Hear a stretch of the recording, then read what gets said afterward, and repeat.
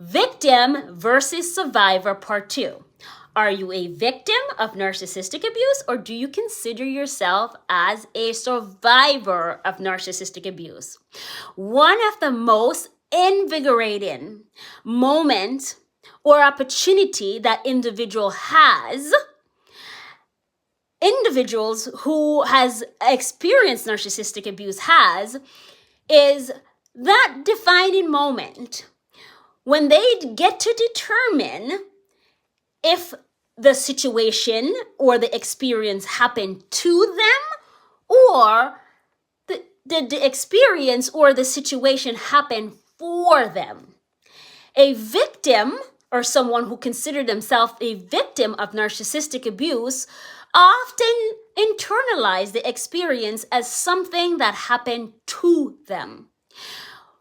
In contrast, a survivor, individual who consider themselves a survivor of narcissistic abuse, often sees the opportunity or define the opportunity as something that happened for them, not to them, which is the contrast difference between the victim and the survivor.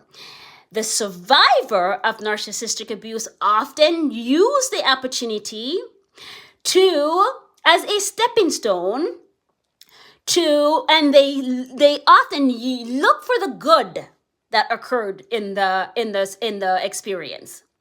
They do not allow the opportunity or the experience to determine their worth, to determine their value, to determine who they are, to determine whether or not they strive in life or they stay stuck in a abusive, anxious cycle.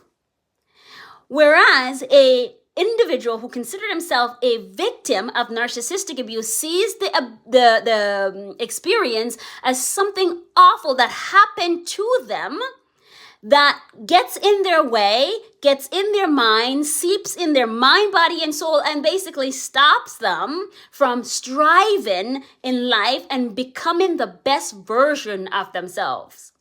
Here's my question to you. It is 2025. How do you allow your experience as a survivor or as a victim of narcissistic abuse? How do you use your experience to define you?